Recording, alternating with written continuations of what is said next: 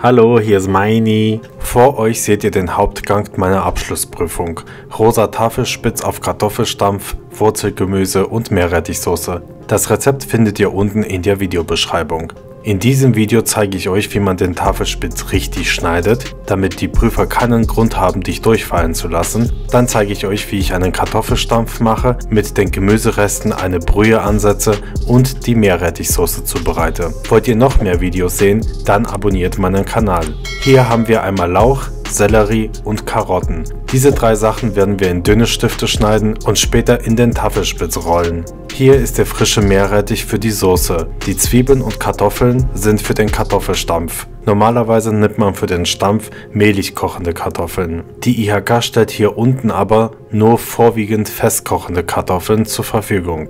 Das ganze Gemüse wird sehr gründlich gewaschen und möglichst in gleich lange Stifte geschnitten. Wichtig ist, dass das Gemüse erst auf die Arbeitsfläche kommt, wenn es gewaschen wurde, denn es besteht die Gefahr der Kreuzkontamination. Das ist dann der Fall, wenn der Dreck vom Lauch zum Beispiel auf mein Brett fällt und ich danach die gewaschenen Karotten drauf schneide. Wenn wir Gemüse schneiden, benutzen wir bei der Prüfung ein grünes Brett, das wir möglichst oft sauber machen, aber so, dass die Prüfer das auch mitbekommen.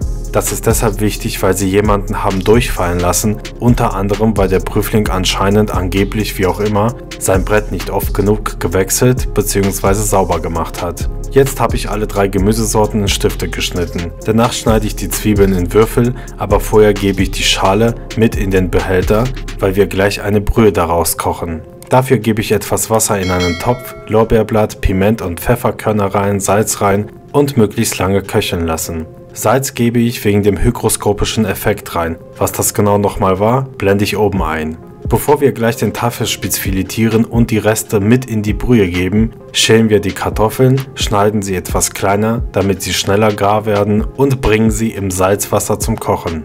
Wir haben das ganze Gemüse geschnitten. Theoretisch machen wir jetzt das grüne Brett weg und holen uns ein sauberes rotes Brett, weil rot steht für Fleisch und jetzt kümmern wir uns um das Fleisch. Das hier ist ein Tafelspitz, in diesem Fall nicht vom Rind, sondern von einem Kalb. Während ich die Fettschicht und die Silberhaut von beiden Seiten wegfiletiere und die Reste für mehr Geschmack in die Gemüsebrühe gebe, zeige ich euch nochmal fix auf meinem Plakat, wo der Tafelspitz sitzt, nämlich genau hier. So, jetzt salze ich meinen Tafelspitz von beiden Seiten und wechsle die Kameraansicht auf die Herdplatte. Da oben links kochen wir die Gemüse- und Fleischreste zu einer Brühe. Hier unten links werden die Kartoffeln gleich kochen. In der kleinen Pfanne werde ich die Zwiebeln schön in Butter anschwitzen und eine leckere Sahne-Milchsoße für den Kartoffelstampf machen. Ja, ich mache den Stampf etwas anders, aber dadurch wird er besonders lecker. In die große erhitzte Pfanne gebe ich etwas Öl rein und brate meinen Tafelspitz von beiden Seiten wenige Sekunden scharf an, um die Fleischstruktur zu schließen, damit er saftig bleibt. Nachdem er schön angebraten ist, lösche ich ihn kurz mit Weißwein ab und stecke so ein Thermometer in die dickste Stelle des Fleisches rein und stelle ein, dass er piept, wenn er 54 Grad Kerntemperatur erreicht hat. Deckel zu, 130 bis 140 Grad, ab in den Ofen. Etwa 35 Minuten später wird er bereit sein. Jetzt geben wir Gas. Für die Kartoffelsauce schwitzen wir Zwiebeln in Butter an, Sahne rein, Milch rein, etwas Salz und Muskatnuss. Wenn die Prüfer neben uns stehen, schmecken wir fachlich richtig ab. Also mit 2 Esslöffeln, die sich nicht berühren und so weiter und so weiter. Die Kartoffeln sind gar. Wasser weg, kurz stampfen, einen Teil der Soße reingeben und weiter stampfen.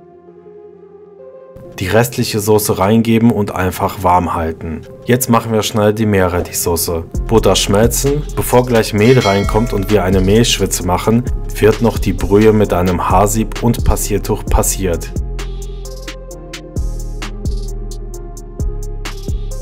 Hier eine Mehlschwitze machen, mit Brühe ablöschen und keine Panik bekommen, wenn es klumpig wird und so aussieht, als würde es nicht funktionieren. Brühe dazugeben, wenn noch Sahne oder Milch übrig ist, einfach rein, obwohl es eigentlich besser ist, mit so wenig Sahne wie möglich zu arbeiten. Klumpen schön auflösen, den frisch geriebenen Meerrettich rein. Achtung, der kann euch beim Reiben zum Weinen bringen und braun werden, wenn er zu lange rumsteht. Und da ein paar Minuten aufkochen lassen. Dann wird die Meerrettichsoße passiert, damit sie schön cremig wird. Eventuell nachwürzen und wenn sie zu dick ist, einfach mehr Brühe reingeben und rühren.